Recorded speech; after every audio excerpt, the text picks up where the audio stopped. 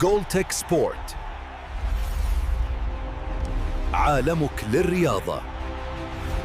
يا جماهير الكرة بكل مكان وزمان، صوتنا بيوصل لعندكم من جولت اكسبورت.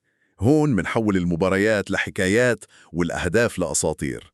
اليوم كل الأضواء مسلطة على قصة غير عادية، ملحمة كروية يعني بكل معنى الكلمة. قصة نادي الفتوى فارس دير الزور، الأسطورة الزرقاء.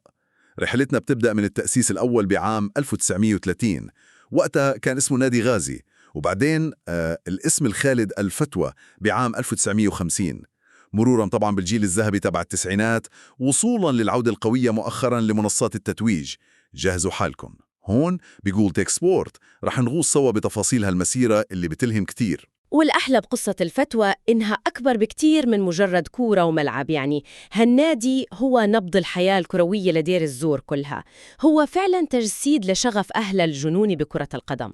طول عمره كان مصنع نجوم ضوء السما للكرة السورية، ومثال للعزيمة والروح القتالية العالية. وهالارتباط العميق هو اللي بيفسر ليش مكانته هالقد خاصة بقلوب الناس. طيب، خلينا نبلش بفصل المجد. الألقاب يلي حفرت اسم الفتوى بحروف من ذهب بسجلات الكرة السورية. تخيلوا معي المشهد: درع الدوري السوري الممتاز مرفوع بالعالي سنة 90، وبعدها سنة 91 كمان، وبعد صبر طويل رجع تاريخية للقب بسنة 2023 وكمان ب 2024. يا سلام! وهلأ نيجي للكاس، كأس سوريا، قصة عشق ما بتنتهي. 88 89 90 91، 4 سنين ورا بعض سيطرة كاملة. وبعدين رجعوا رفعوا الكأس الغالية ب 2024، وما ننسى كأس السوبر السوري بال91 وكأس السوبر السوري اللبنانية بنفس هالسنة الذهبية.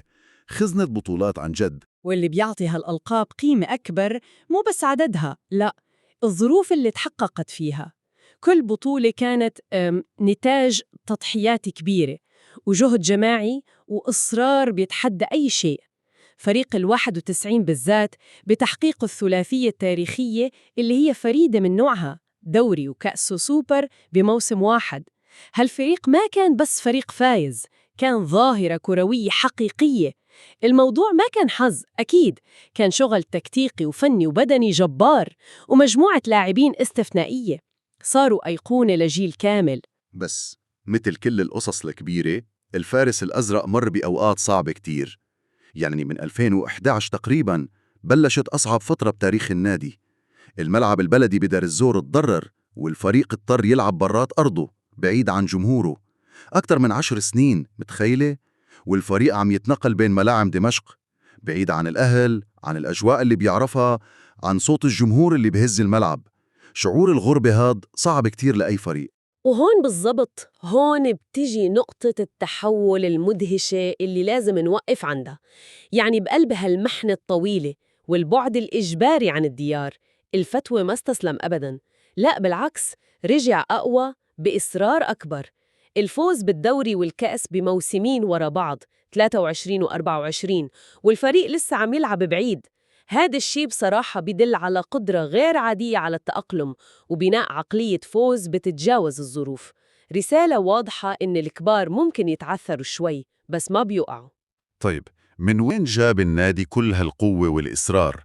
أكيد من مصدر ما بينضب أبداً: جماهير الفتوى الوفية. هدول مو بس مشجعين، هدول الروح الحقيقية للفريق. اللاعب رقم 12 اللي ما بيتعب وما بيمل.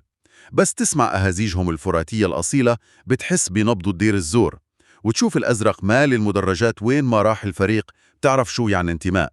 شعارهم بالزور بالقوة، رح يربح الفتوى، مو مجرد هتاف، هذا عهد وإيمان بقدرة فريقهم. يهتفوا ويرفعوا الأعلام ويأمنوا لآخر لحظة. هالدعم الخرافي شكل درع نفسي للاعبين، وكان عامل حاسم بشحن طاقتهم والحفاظ على هوية النادي وروح القتال. هم جزء من كل انتصار 100%. ولما نحكي عن الفتوى لازم نذكر أسماء لمعت وتردت بصمتها. مين بينسى عمر الصومة، ابن النادي اللي طلع منه وصار من أهم الهدافين بالمنطقة؟ أو القائد أنور عبد القادر، رمز الجيل الذهبي كلاعب ومدرب؟ ولاعبين مثل علاء الدين دالي اللي كان دوره حاسم كهداف بموسم 2023. القائمة طويلة وكل اسم حكاية. والآن العين على المستقبل بطموح وثقة. التعاقدات الجديدة مثل المدافع السنغالي مصطفى سال والمدرب الخبير فجر إبراهيم كلها إشارات لرغبة الإدارة بتقوية الفريق. بدهم يضلوا بالمنافسة على الألقاب.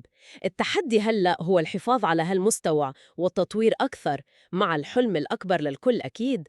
الحلم هو الرجعة للملعب البلدي بدير الزور بين جمهورهم العاشق. وهيك بنوصل لختام رحلتنا اليوم بجول تك سبورت مع قصة الفتوى، قصة بتلخص معنى الصمود بوجه الصعاب والإصرار على المجد والرجعة المظفرة من قلب التحديات، حكاية بتليق بفارس دير الزور الأزرق. شكراً كتير لمتابعتكن، ومنلتقي بقصة كروية ملهمة جديدة دائماً هون بجول تك سبورت. وقبل ما نختم نترك للمستمعين سؤال صغير للتفكير.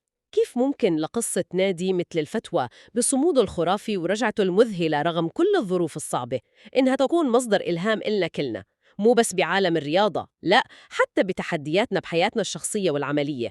فكروا بقوة الإرادة والتكيف اللي ممكن نصنعها